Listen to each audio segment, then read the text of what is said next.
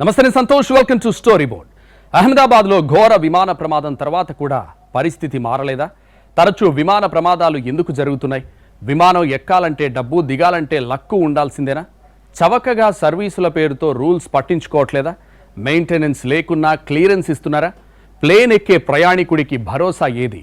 ఈ అంశంపైనే ఇవాల్టి story board.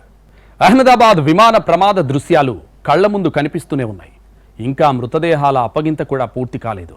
ఈలోపే మళ్లీ విమానాల్లో లోపాలు బయటపడుతున్నాయి. ప్రయాణికుల ప్రాణాలు గాల్లో దీపాలుగా మారుతున్నాయి. ఎప్పుడు ఏ ప్రమాదం జరుగుతుందో అన్న భయం విమానం ఎక్కే వారిలో కనిపిస్తోంది. అసలు ఎందుకు ఇలా జరుగుతోంది? లోపాలు ఎక్కడ ఉన్నాయి? విమానాల్లో సాంకేతిక సమస్యలా, లేక నిర్వహణలో రూల్స్ పాటించకపోవడమా? అహ్మదాబాద్లోని సర్దార్ వల్లభాయ్ పటేల్ ఎయిర్పోర్ట్ నుంచి లండన్ వెళ్తున్న బోయింగ్ 787 విమానం టేకాఫ్ అయిన కొద్దిసేపటికే కుప్పకూలింది. విమానంలో ప్రయాణిస్తున్న వారిలో ఒక్కరు తప్ప మిగిలిన వారంతా చనిపోయారు.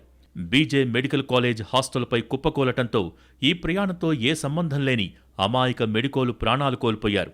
ఈ నెల 12న జరిగిన ప్లేన్ క్రాష్ దేశ చరిత్రలోనే ఘోర ప్రమాదం. ఈ ప్రమాదం జరిగి వారం కూడా కాలేదు. ఇంకా మృతదేహాల అప్పగింత పూర్తి కాలేదు. మృతుల కుటుంబ సభ్యుల కళ్లల్లో కన్నీరు ఆగటం లేదు. ఇంత జరిగాక విమాన ప్రమాదాలు జరగవని, నిబంధనల్ని కఠినంగా అమలు చేస్తారని అనుకుంటాం. అయితే మళ్లీ అవే రిపీట్ అవుతున్నాయి. తప్పులు పునరావృతమవుతున్నాయి. ప్రయాణికులు ఎప్పుడు ఏం జరుగుతుందో అనే భయంతో ప్రాణాలు అరచేతిలో పెట్టుకుని ప్రయాణం చేయాల్సిన పరిస్థితి వస్తోంది. విమానాల్లో సాంకేతిక సమస్యలు కలవరపెడుతున్నాయి. లండన్ నుంచి అమృత్సర్ రావాల్సిన AA-170 ఫ్లైట్ను క్యాన్సిల్ చేశారు. అలాగే ఢిల్లీ నుంచి ప్యారిస్ వెళ్లాల్సిన విమానం కూడా రద్దయింది. ప్రయాణానికి ముందు చేసిన తనిఖీల్లో సాంకేతిక సమస్యలు తలెత్తడంతో విమాన సర్వీసుల్ని రద్దు చేశారు. లండన్, బెంగళూరు ఎయిర్ ఇండియా విమానం కూడా రద్దయింది. అహ్మదాబాద్ ఘటన తర్వాత వరుసగా బయటపడుతున్న లోటుపాట్లు టెన్షన్ పెడుతున్నాయి. హాంకాంగ్, ఢిల్లీ AI విమానం టేకాఫ్ అయిన 15 నిమిషాలకే వెనుదిరిగింది. AI-315 విమానం హాంకాంగ్ విమానాశ్రయం నుంచి బయలుదేరింది. ఇది ఢిల్లీలో ల్యాండ్ అవ్వాల్సి ఉండగా మార్గమధ్యలో సాంకేతిక లోపం తలెత్తినట్టు పైలట్ గుర్తించారు. వెంటనే విమానాన్ని వెనక్కి మళ్లించారు. ఈ విమానం హాంకాంగ్ ఎయిర్పోర్ట్లోనే సురక్షితంగా దిగింది.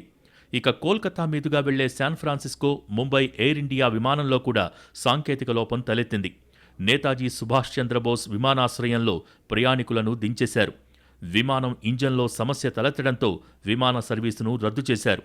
Air India AI-159 Boeing 787-8 dream liner విమానం మంగళవారం మధ్యాహ్నం అహ్మదాబాద్ నుంచి లండన్ బయలుదేరాల్సి ఉంది. ఇందులో తనిఖీలు చేస్తుండగా సాంకేతిక సమస్యను గుర్తించారు. దీంతో టేకాఫ్ నిలిపివేసి సర్వీసును రద్దు చేశారు. గత వారం నాటి విమాన ప్రమాదం తర్వాత లండన్కు వెళ్లాల్సిన తొలి షెడ్యూల్డ్ విమానం ఇదే. అయితే సాంకేతిక సమస్య వార్తల్ని ఎయిర్ ఇండియా తోసిపుచ్చింది. విమానం అందుబాటులో లేకపోవటం వల్లే సర్వీసును రద్దు చేసినట్టు తెలిపింది. గగనతల ఆంక్షలు, అదనపు ముందు జాగ్రత్త తనిఖీల కారణాలతో ఆ విమానం అందుబాటులో లేదని ప్రకటించింది. అహ్మదాబాద్ ఘటన తర్వాత AI-171 ఫ్లైట్ నెంబర్ను ఎయిర్ ఇండియా పక్కనబెట్టింది. దాని స్థానంలో AI-159 నెంబరును వినియోగించింది. ఇప్పుడదే సిరీస్ విమానంలో సాంకేతిక సమస్య ఎదురైంది. లండన్ నుంచి చెన్నైకి బయలుదేరిన British Airways Boeing 787-8 dream liner విమానంలో సమస్య తలెత్తడంతో అర్ధంతరంగా తిరిగి లండన్లోని హీత్రూ విమానాశ్రయానికి మళ్లించారు. శని, ఆదివారాల్లో ఎయిర్ ఇండియా సంస్థకు చెందిన ఎయిర్ ఇండియా ఎక్స్ప్రెస్ విమానాల్లో సమస్యలు తలెత్తి సహనాన్ని పరీక్షించాయి. ఈ రెండూ కోల్కతాకు వెళ్లాల్సినవే. శనివారం రాత్రి 9 గంటలకు బయలుదేరాల్సిన IX-1226 గౌహటి ఎయిర్పోర్ట్లో మరుసటి రోజు సాయంత్రం 3 గంటలకు బయలుదేరింది. ఆదివారం ఉదయం 7 గంటలకు ఉత్తరప్రదేశ్లోని ఘజియాబాద్ నుంచి బయలుదేరాల్సిన IX-1511 సోమవారం మధ్యాహ్నం 2 గంటలకు కదిలింది. అంతే. ఈ సాంకేతిక సమస్యల వల్ల ప్రయాణికులు ఎన్ని అవస్థలు పడ్డారో అర్థం చేసుకోవచ్చు. త్వరగా ప్రయాణాలు పూర్తి కావాలనే విమానయానాన్ని ఎంచుకుంటారు. అలాంటిది టెక్నికల్ ప్రాబ్లమ్స్ వల్ల గంటల తరబడి లేటవుతుంటే ప్రయాణికులు తీవ్ర ఆందోళన చెందుతున్నారు. అటు సేఫ్టీ లేక, ఇటు సమయపాలన లేక విమానయాన సంస్థలు ప్యాసింజర్లకు చుక్కలు చూపిస్తున్నాయి. అహ్మదాబాద్ ప్రమాదం తర్వాత అన్ని బోయింగ్ 787 విమానాల్లో భద్రతా తనిఖీలు చేపట్టాలని ఆదేశించింది. ఈ మేరకు తనిఖీలు చేసి నివేదిక ఇవ్వాలని ఎయిర్ ఇండియాకు 2 వారాల గడువు విధిస్తూ DGCA ఆదేశాలిచ్చింది. ఈలోపే వరుసగా సాంకేతిక లోపాలతో ఘటనలు వెలుగులోకి వస్తుండటంతో DGCA అప్రమత్తమైంది. ఎయిర్ ఇండియా ప్రతినిధులతో వర్చువల్ సమావేశం నిర్వహించింది. విమానాల రద్దు, సాంకేతిక సమస్యలపై ఎయిర్ ఇండియా ఇంజనీరింగ్ నిపుణులతో కూడా చర్చిస్తోంది DGCA. ఎయిర్ ఇండియా ఇంజనీరింగ్ చీఫ్కు సమన్లు కూడా జారీ చేసింది. బోయింగ్ విమానాల్లో సాంకేతిక సమస్యలు తలెత్తడంపై ప్రశ్నిస్తోంది. ప్రస్తుతం ఎయిర్ ఇండియాతో పాటు ఇండిగో విమానయాన సంస్థ బోయింగ్ 787 విమానాలను ఉపయోగిస్తోంది. ఎయిర్ ఇండియా దగ్గర బోయింగ్ 787-8 విమానాలు 26, బోయింగ్ 787-9 విమానాలు 7 ఉన్నాయి. జెనెక్స్ ఇంజిన్లతో కూడిన బోయింగ్ 787-8, 787-9 విమానాలకు సంబంధించి అదనపు నిర్వహణకు చర్యలు చేపట్టాలని కూడా ఎయిర్ ఇండియాను డీజీసీఏ ఆదేశించింది. బోయింగ్ డ్రీమ్ లైనర్ 787-8 విమానాలను నిలిపివేసే అంశాన్ని కేంద్రం పరిశీలిస్తున్నట్టు సమాచారం. తొలుత తాత్కాలికంగా సేవలు నిలిపివేసి భద్రతా సమీక్ష నిర్వహించిన అనంతరం పూర్తిగా ఆపాలా కొనసాగించాలా అన్న దానిపై నిర్ణయం తీసుకునే అవకాశముంది. ఎయిర్ ఇండియాతో పాటు విమాన నిర్వహణ విధానంపై ఇతర విమానయాన సంస్థలకు కూడా కేంద్రం నోటీసులివ్వనుంది. విమానాల్లో వరుసగా సమస్యలు బయటపడుతుండటం బోయింగ్ సంస్థ స్టాండర్డ్స్ను ప్రశ్నార్థకం చేస్తోంది. ప్రపంచంలోని వివిధ సంస్థల తయారీ విమానాలతో పోల్చినప్పుడు బోయింగ్ ఎయిర్ క్రాఫ్టులు సాంకేతికత, భద్రత, వేగం, ఇంధన వినియోగం పరంగా అత్యున్నతమైనవనే అభిప్రాయముంది. అయితే అహ్మదాబాద్ ప్రమాదం నేపథ్యంలో బోయింగ్ విమానాలు ఏ మేరకు సురక్షితమైనవనే సందేహాలు వ్యక్తమవుతున్నాయి. డ్రీమ్ లైనర్ 787-8 విమానం బాడీని 50% కంటే ఎక్కువ కార్బన్ ఫైబర్ సమ్మేళనాలతో నిర్మిస్తారు. ఇది స్టీల్ కంటే దృఢమైనది, అల్యూమినియం కంటే తేలికైనది. దీంతో ఇంధనాన్ని సమర్థంగా వినియోగించుకుంటుంది. పర్యావరణ హితమైందిగా దీనికి పేరుంది. అత్యాధునిక నావిగేషన్ వ్యవస్థలు దీని సొంతం. ఎన్ని ప్రత్యేకతలు ఉన్నా విమానాల్లో సమస్యలు ఎందుకు వస్తున్నాయనేది $1 మిలియన్ ప్రశ్నగా మారుతోంది. విమానాల్లో సాంకేతిక సమస్యలు ఇప్పుడే ఎందుకు బయటపడుతున్నాయి? ఇన్నాళ్లు చూసి చూడనట్టు వ్యవహరించారా? ప్రమాదం జరగగానే మేల్కొంటున్నారా? అసలు ట్రిప్కు మధ్య ఎంత సమయం ఉండాలి? మెయింటెనెన్స్ క్లియరెన్స్ ఎలా ఇస్తున్నారు? అహ్మదాబాద్ ప్రమాదంతో విమానయాన రంగం హాట్ టాపిక్ అయింది. అసలు ఈ ప్రమాదం ఎలా జరిగింది? సాంకేతిక సమస్య, మానవ తప్పిదమా, ఇతర సమస్యలా అనేది తేలాల్సి ఉంది. ఈ ప్రమాదం ఎలా జరిగిందో తెలియాలంటే ఒకే ఒక్క ఆధారం, బ్లాక్ బాక్స్. ప్రమాద స్థలంలోని బీజే వైద్య కళాశాల రెసిడెన్షియల్ క్వార్టర్ల భవనం పైకప్పు నుంచి బ్లాక్ బాక్సును స్వాధీనం చేసుకుంది air craft accident investigation bureau. ప్రమాదానికి గురైన ఎయిర్ ఇండియా విమానం నుంచి ఏటీసీకి చివరిగా వచ్చిన మేడే కాల్లో 5 సెకన్ల పాటు రికార్డైన ఆడియో సందేశంలో కీలక విషయం వెల్లడైంది. ఎయిర్ ఇండియా విమానం నుంచి ఏటీసీకి వచ్చిన మేడే కాల్లో mayday mayday mayday, no power, no thrust, going down, ఇవి కెప్టెన్ సబర్వాల్ ఆఖరి సందేశంగా రికార్డైంది.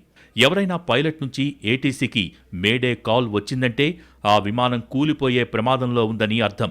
వెంటనే ఏటీసీ అధికారులు అత్యవసరం కాని సేవలన్నింటినీ నిలిపివేసి ఆ విమానాన్ని కాపాడేందుకు ప్రయత్నం మొదలు పెడతారు. కానీ అహ్మదాబాద్లో బోయింగ్ విమానాన్ని కాపాడేందుకు ఎలాంటి ఛాన్స్ లేకుండా పోయింది. టేకాఫ్ అయిన క్షణాలలోనే కుప్పకూలిపోయింది.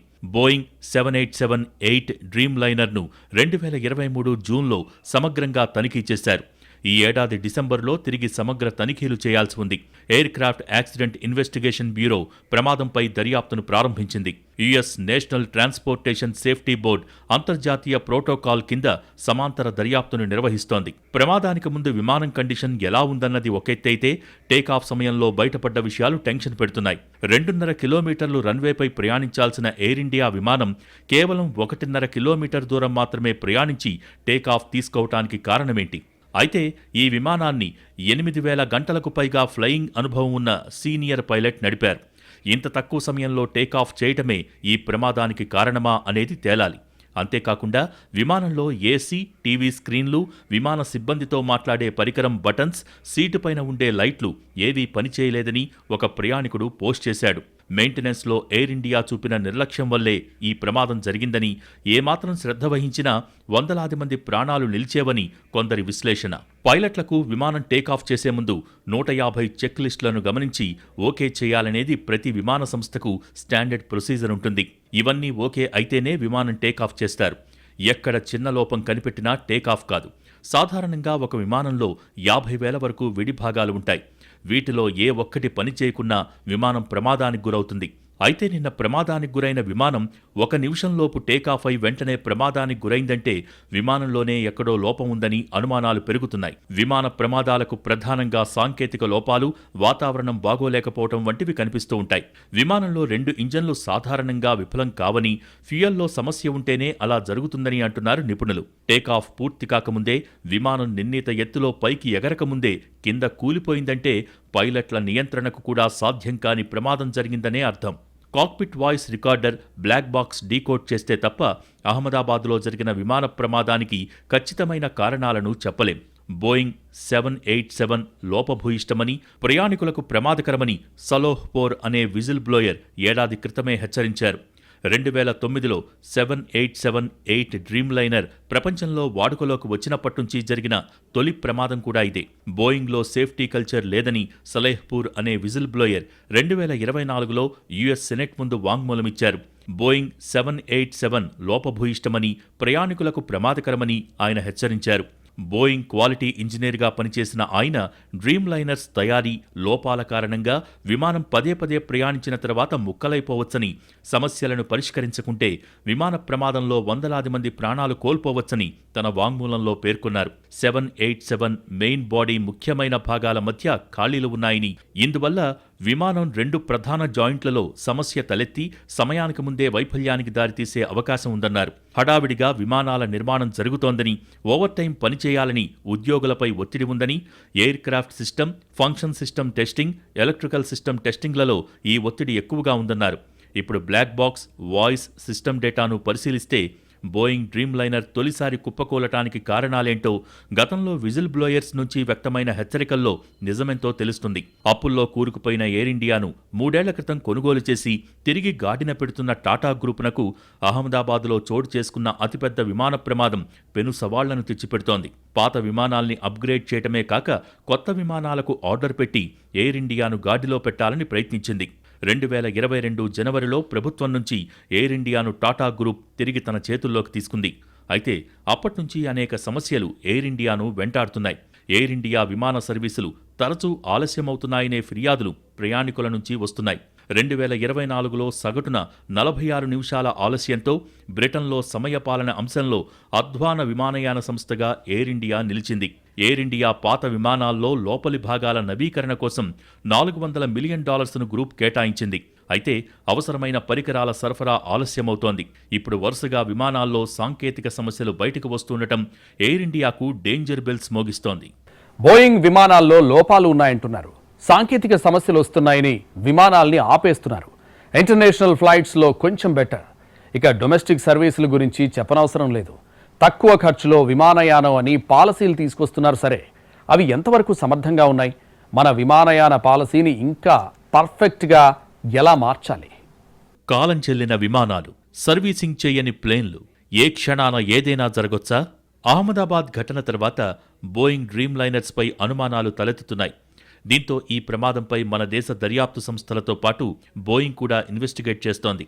అయితే బోయింగ్ విమానాలలో నిర్వహణ లోపాలు, ఇంజన్ సమస్యలు ఉన్నట్టు ఆరోపణలొచ్చాయి. బోయింగ్ 737 మ్యాక్స్ విమానాలు 2018, 2019లో ఇండోనేషియా, ఇథియోపియాలో కూలిపోయాయి. ప్రమాదాల వెనుక ఫ్లైట్ కంట్రోల్ సాఫ్ట్వేర్లో ప్రధాన లోపం ఉన్నట్టు గుర్తించారు. ఇక రన్వేపై టైర్లు ఊడిపోవటం, విమానాలు గాల్లో ఉండగానే డోర్లు విరిగిపోవటం, బోల్టులు ఊడటం, ఏసీ సమస్యలు తరచూ కనిపిస్తూ భద్రతను ప్రశ్నిస్తున్నాయి. విమానాల ఉత్పత్తిలో షార్ట్కట్ మార్గాలను ఉపయోగించడం వల్ల నాణ్యత దెబ్బతింటోందని ఆరోపణలు ఉన్నాయి. ఒకవైపు సాంకేతిక సమస్యలు, మరోవైపు మెయింటెనెన్స్ సమస్యలు భారత విమానయానాన్ని వేధిస్తున్నాయి. డొమెస్టిక్ సర్వీసెస్ అందిస్తున్న విమానయాన సంస్థల్లో పలు నిర్వహణా లోపాలు కూడా బయటపడుతున్నాయి. ప్రయాణికులు పదే పదే వీటిపై ఆందోళన చేస్తున్నా పట్టించుకుని చర్యలు తీసుకున్న దాఖలాలు చాలా తక్కువ. ట్రిప్కి మధ్య టైం ఇంటర్వెల్ చాలా తక్కువగా ఉంటోంది. ఉదాహరణకు ఢిల్లీ నుంచి హైదరాబాద్ 1 స్టాప్ ముంబై ఫ్లైట్ అనుకుంటే ఒకవైపు ప్రయాణికులు దిగుతుంటే మరోవైపు ప్యాసింజర్స్ను ఎక్కించే సంస్థలు కూడా ఉన్నాయి. చౌకగా విమానయానం అందిస్తున్నామని చెప్పుకోవటానికి ఇలాంటివి చేస్తున్నాయనే ఆరోపణలు ఉన్నాయి. ఇక విమానం ఆలస్యమైందని రోజుకో ఎయిర్పోర్ట్లో ప్రయాణికులు ఆందోళన చేస్తున్న ఉదంతాలు అనేకం. తక్కువ టైం గ్యాప్లో అన్ని చెకింగులు ఎలా చేస్తారు? క్లియరెన్సులు ఎలా ఇస్తారు? ఇవన్నీ సామాన్య ప్రయాణికుడి ప్రాణాల్ని పణంగా పెట్టి విమానయాన సంస్థలు ఇష్టారీతిన వ్యవహరిస్తున్నాయనే ఆరోపణలు ఉన్నాయి. చికాగో కన్వెన్షన్లో జరిగిన ఒప్పందంలో 193 దేశాలు సంతకాలు చేశాయి. ఇందులో భారత్ కూడా ఉంది. దీని ప్రకారం విమాన ప్రమాదం జరిగితే ఆ ప్రమాదం జరిగిన దేశంతో పాటు దీని తయారీ, డిజైన్, ఆపరేటర్ దేశాలు కూడా దర్యాప్తు చేయొచ్చు. ఈ విమాన ప్రమాదంలో 53 మంది బ్రిటన్ పౌరులు కూడా మృతి చెందినందువల్ల ఆ దేశ దర్యాప్తు సంస్థలు కూడా ఇన్వెస్టిగేట్ చేయొచ్చు. ఈ దర్యాప్తులో తేలిన అంశాల వల్ల మరోసారి ఇలాంటి ప్రమాదాలు జరగకుండా నివారించొచ్చు. అందుకే అన్ని దేశాలు ఈ ప్రమాద ఘటనపై ఇన్వెస్టిగేషన్ కొనసాగిస్తున్నాయి. అయితే కోట్ల రూపాయల వ్యాపారంతో ముడిపడ్డ ఈ అంశంలో అసలైన లోపాలు బయటకు వస్తాయా రావా అన్నది కూడా తేలాల్సి ఉంది. బోయింగ్ తరపున అమెరికా వకాల్తా పుచ్చుకుంటుంది. అసలైన కారణాలు బయటకు వస్తే బోయింగ్ల బిజినెస్ ప్రమాదంలో పడే అవకాశముంటుంది. అందుకే అహ్మదాబాద్ ప్రమాదం జరిగిన వెంటనే తమ టీంను ఇండియాకు పంపింది బోయింగ్. విజిల్ బ్లోయర్స్ చెప్పినట్టు బోయింగ్లలో సాంకేతిక సమస్యలు ప్రమాదానికి కారణమా లేక మానవ తప్పిదమా అని ప్రమాదానికి ఇతర కారణాలను హైలైట్ చేస్తారా అనేది చూడాలి. మామూలుగా విమానాలు ప్రమాదానికి గురికావటం చాలా అరుదు. ఎయిర్ యాక్సిడెంట్స్ రేట్ 1 కోటి ప్రయాణాల్లో ఒకటి. 2023 ఏడాది విమాన ప్రయాణాల్లో సేఫెస్ట్గా రికార్డైంది. ఇటీవలి కాలంలో విమానయానం కూడా బాగా పెరిగింది. 2023లో గ్లోబల్ ప్యాసింజర్ ట్రాఫిక్ 400 కోట్లకు పెరిగింది. ప్రమాదాల్లో 80% మానవ తప్పిదాల వల్లే జరుగుతుండగా 15% టెక్నికల్ ప్రాబ్లమ్స్, 5% వాతావరణం కారణంగా జరుగుతున్నాయి. దేశీయంగా సొంత విమాన ఉత్పత్తిపై చర్చలు కొనసాగుతున్నాయి. అమెరికా తయారు చేసే బోయింగ్, ఐరోపా ప్రొడక్ట్ ఎయిర్ బస్ మోడల్స్పై ఆధారపడటం తప్ప మనకో విమానం ఇప్పటివరకూ లేదు. బోయింగ్, ఎయిర్ బస్ ప్రపంచంలోనే అగ్రగామి సంస్థలుగా కొనసాగుతూ 90% మార్కెట్ వాటా పంచుకుంటున్నాయి. గత కొన్నాళ్లుగా బ్రెజిల్ దేశానికి చెందిన ఎంబ్రాయర్ కూడా కొంతమేర మార్కెట్ను పొందగా, మన పొరుగు దేశం చైనా సొంత విమానాన్ని ఆవిష్కరించింది. విమాన ప్రయాణికుల రద్దీ లెక్కల్లో మన దేశం ప్రపంచంలో 3వ స్థానంలో ఉంది. ఇప్పుడు విమానయానానికి పెరుగుతున్న ఆదరణ కారణంగా మరో 20 ఏళ్లలో 2200 కొత్త విమానాలు అవసరం కాగా 1200 కొత్త విమానాలకు ఆర్డర్లు వెళ్లాయి. మరోవైపు సొంతంగా వాణిజ్య విమానం తయారీకి విశ్వ ప్రయత్నాలు జరుగుతున్నాయి. టాటాలు తయారు చేస్తున్న H-125 హెలికాప్టర్ ఆ లక్ష్యంలో వేస్తున్న ముందడుగు. విమాన తయారీ సంస్థలైన బోయింగ్, ఎయిర్ బస్ ఇప్పటికే మన దేశంలో పరిశోధన, సాంకేతికత, అభివృద్ధి కేంద్రాలను ఏర్పాటు చేశాయి. వాస్తవానికి విమాన తయారీ విభాగం చాలా క్లిష్టమైన అంశం. విడిభాగాలు, అత్యాధునిక సాంకేతికతతో పాటు భారీ పెట్టుబడులు తప్పనిసరి. 2008-2020 మధ్య చైనా తన C919 అభివృద్ధికి దాదాపు $72 బిలియన్ పెట్టుబడి పెట్టిందని అంచనా. ఇది మన కరెన్సీలో దాదాపు 6.12 లక్షల కోట్లు ఉంటుంది. Tata advanced systems air bus సంస్థతో కలిసి కర్ణాటకలోని కోలార్ వద్ద H-125 హెలికాప్టర్లకు ఫైనల్ అసెంబ్లీ లైన్ను ఏర్పాటు చేస్తోంది. ఇప్పటిదాకా వీటి తయారీ ఫ్రాన్స్, అమెరికా, బ్రెజిల్లోనే జరుగుతుండగా మన దేశం వాటి సరసన చేరనుంది. కోవిడ్ పరిణామాల్లో ప్రపంచవ్యాప్తంగా రాకపోకలు స్తంభించి విమానయాన రంగం భారీగా నష్టపోయింది. ప్రస్తుతం అమెరికా అధ్యక్షుడు ట్రంప్ వివిధ దేశాలపై విధిస్తున్న టారిఫ్ల వల్ల ఆర్థిక అనిశ్చితి ఏర్పడింది. రష్యా, ఉక్రెయిన్, ఇజ్రాయెల్, పాలస్తీనా, ఇరాన్ దేశాల మధ్య యుద్ధం వంటివి విమాన ప్రయాణాలపై ప్రభావం చూపుతున్నాయి.